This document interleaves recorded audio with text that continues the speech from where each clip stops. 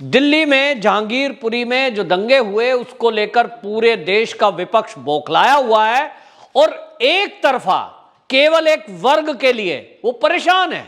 जो बांग्लादेशी रोहिंग्या ये नाम सामने आया, जैसे ही ये नाम सामने आया दिल्ली पुलिस की रिपोर्ट में कि इस दंगे के पीछे षड्यंत्र किया गया और षड्यंत्र में शामिल हैं बांग्लादेश के रोहिंग्या और बांग्लादेशी घुसपैठिए, तो देश के विपक्ष को ऐसा लगा जैसे कोई प्रहार उनके ऊपर कर रहा है।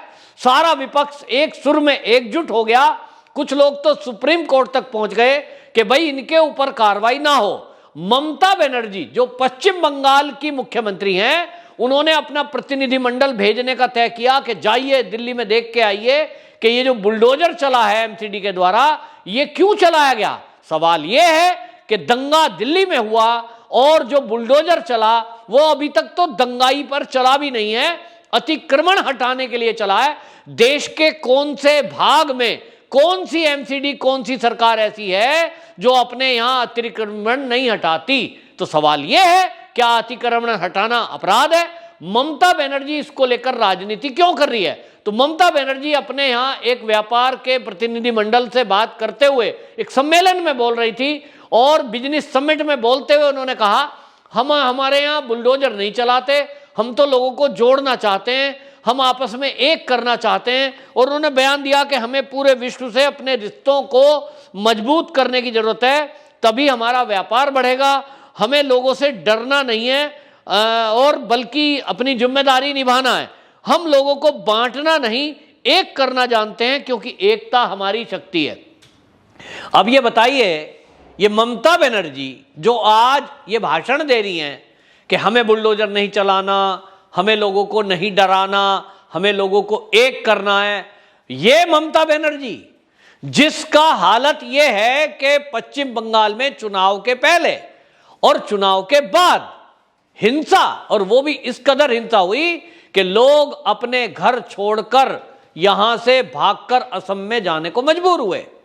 आज भी पश्चिम बंगाल में लौटकर आने की उनकी हिम्मत नहीं है क्योंकि जो दंगाई थे जिन्होंने हिंदुओं के घर जलाए, हिंदू की महिलाओं के साथ बलात्कार किए, वो वापस इसलिए नहीं आ रहे, वो कह रहे हैं कि सरकार तो कुछ करेगी ही नहीं, पुलिस कोई उनकी सुनेगी नहीं। और इसलिए उन लोगों ने कहा कि जब तक ये ममता बनर्जी की सरकार है तब तक हम वापस नहीं आ सकते, ये हमारी मजबूरी है, डरे हुए हैं। वही ममता बनर्जी जिनके राज्य में दंगों के डर से, बलात्कार के डर से महिलाएं, बच्चे, परिवार लाखों की संख्या में छोड़कर इधर उधर बस रहे हैं, टेंटों में रह रहे हैं, वो ममता बनर्जी अब ज्ञान दे रही है भारतीय जनता पार्टी की लीडरशिप को। सवाल यह है कि ममता बनर्जी क्या अगर अपना प्रतिनिधिमंडल दिल्ली में भेज रही है तो क्या वो उन हिंदुओं से भी मिलेगी जिन हिंदुओं को इस पथराव में, सुनियोजित हमले में घायल कर दिया गया है? एक हिंदू नेता के गले पर तलवार मारी गई है, वो अभी भी हॉस्पिटल में भर्ती है। एक पुलिस वाले को एक दंगाई ने सीधे सीधे गोली मारी है, वो भी अभी हॉस्पिटल में भर्ती है। और ऐसे घेर कर पथराव किया गया तो क्या उनके घर भी मिलने ममता बनर्जी का जो प्रतिनिधिमंडल आ रहा है वो जाएगा? देखना होगा। लेकिन मैं आपको पहले ही एडवांस न्यूज बता रहा हूं, ममता बनर्जी का ये प्रतिनिधिमंडल कभी भी किसी भी हिंदू के घर नहीं जाएगा।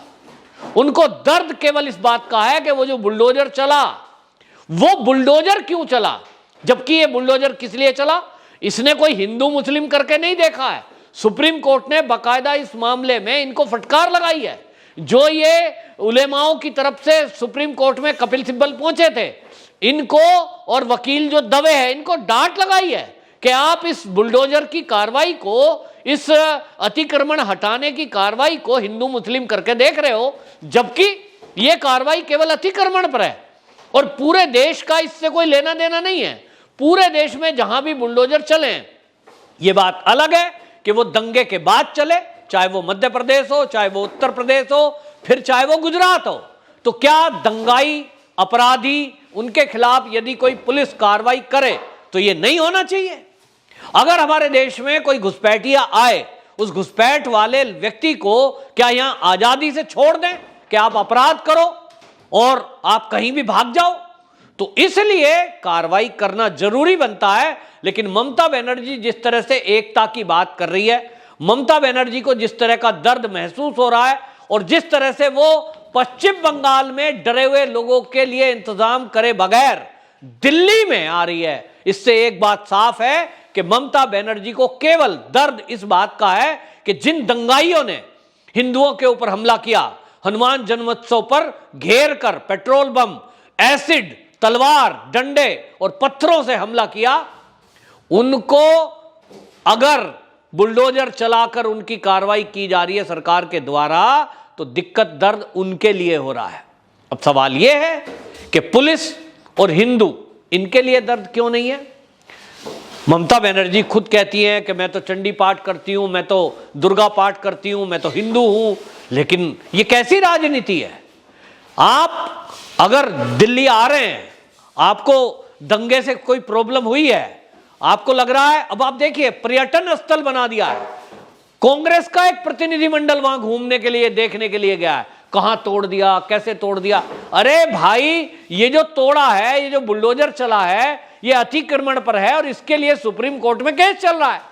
सुप्रीम कोर्ट ने बकायदा एमसीडी को नोटिस दिया है, 15 दिन में एमसीडी को जवाब देना है, वहां तय होगा क्या गलत क्या सही, कौन गलत कौन सही। तो आप बीच में जाके वहां खड़े होकर लोगों को भड़काओगे, अरे आपका तो गलत तोड़ दिया, ये तो अमित शाह मोदी गलत कर रहे हैं, ये करेंगे? आप इससे शांति जोड़ना चाहते, लोगों को जोड़ना चाह रहे हो, आप लोगों को तोड़ने का काम कर रहे हो। इसी में समाजवादी पार्टी ने घोषणा कर दी है, अखिलेश यादव भी एक प्रतिनिधिमंडल भेज रहे हैं। क्यों भाई? आपका दिल्ली में तो कोई आधार नहीं है, आपकी उत्तर प्रदेश में चलती नहीं है, और अब आप भेज रहे हो दिल्ली, क्योंकि आपको लग रहा है कि ये रोहिंग्या और बांग्लादेशी लोग जो हैं, ये हो सकता है कल को आपका भी वोट बैंक है। क्योंकि अब जितना विपक्ष है, ये तो 70 साल में हमने देख लिया, 75 साल आज देश की आजादी को हो गया, कि केवल और केवल एक विशेष धर्म के लोगों का तुष्टीकरण। और हिंदू मर रहा है तो मरने दो, हिंदू पिट रहा है तो पिटने दो, हिंदू पे हमले हो रहे हैं तो होने दो, कोई साथ नहीं खड़ा होता। तो ये किस तरह की राजनीति है? समाजवादी पार्टी का प्रतिनिधिमंडल वो आ रहा है, तो 5 लोगों का प्रतिनिधिमंडल आ रहा है, जिसमें शफीकुर रहमान जो सांसद हैं, एसटी हसन, जावेद अली खान, इनके समेत 2 और पूर्व सांसद आ रहे हैं, और इनको भेजा जा रहा है दिल्ली। जाओ, लोगों को भड़का के आओ, गली में खड़े होना और मस्जिद के सामने खड़े होकर कहना कि ये जो मोदी सरकार है, ये आपके ऊपर अत्याचार कर रही है, जिससे लोग भड़के। जबकि कहना क्या चाहिए, हो क्या रहा है? आप देखें कि अगर अतिक्रमण दिख रहा है, ये कौन तय करेगा ये अतिक्रमण है कि नहीं है? एमसीडी, क्योंकि एमसीडी के पास पूरा ये अधिकार है। और जब अतिक्रमण हुआ है, तो मंदिर हो या मस्जिद, बराबर में मस्जिद के मंदिर भी है, और मंदिर वाले लोग खुद ही अपना शटर काट रहे हैं, काट लिया उन्होंने, हटा दिया। तो मंदिर वाले अगर अपना अतिक्रमण खुद हटा रहे हैं, उनको समझ में आया कि नोटिस दिया गया था, अब बुलडोजर आ रहा है, हम भी खुद ही हटा लेते हैं। मस्जिद वाले भी हटा लेते हैं, और अगर सरकार ने हटा दिया बुलडोजर से, तो इस पर राजनीति करने की बात कहां से आ गई? अगर आप जाएंगे तो आप मंदिर में भी जाइए, लेकिन ना, इस देश का जो विपक्ष है, उनका तो एक सूत्री कार्यक्रम है कि वो हिंदू और मुस्लिम को बांटने के लिए ऐसा कुछ करें, ऐसा कुछ बयान दें, जिससे लोगों के अंदर मनमुटाव फैले और वो आपस में लड़ें। आपस में लड़ेंगे तो ये लोगों को डरा सकते होंगे, और फिर ये कहेंगे इस देश में तो मुसलमानों के रहने लायक माहौल नहीं बचा। उनको डराओ और उनसे फिर दंगे कराओ, उनको उकसाओ। ये उकसाव वाली राजनीति चल रही है। और इस मामले में जब मामला सुप्रीम कोर्ट में है, और अब आप देखिए कि सुप्रीम कोर्ट ने 15 दिन तक के लिए तो बुलडोजर चलाने पर रोक लगा दी। ये कैसी कोशिश कर रहे थे? इनकी कोशिश ये थी कि यूपी में, एमपी में, गुजरात में जहां दंगाइयों पे बुलडोजर चला है, ये सारे देश में इस सुप्रीम कोर्ट के कानून को लागू करवा दें। ये इसीलिए कोर्ट में गए थे, लेकिन सुप्रीम कोर्ट ने बाकायदा इनको डांटा है कि ये जो एप्लीकेशन है, ये केवल जहांगीरपुरी दिल्ली के लिए हम केस सुन रहे हैं, पूरे देश में ये लागू नहीं होगा। लेकिन उसके बावजूद अब इनको लगता है कि ये मौका है कि पक्ष में खड़े होकर दिखाओ। तो अब देखना यह है कि जो भी राजनीतिक दल ये जहांगीरपुरी के पर्यटक स्थल पर जा रहे हैं फोटोशूट कराने, पूरे देश को देखना चाहिए। और मैं कह रहा हूं इस वीडियो के माध्यम से कि पूरे देश के लोग और दुनिया के लोग देखें कि ये सेकुलर अपने आप को कहते हैं, तो इनका फर्ज ये बनता है कि जो भी दंगे में घायल हुए हैं उनके घर भी ये जाएं, उनसे भी पूछें कि आपका दर्द क्या है।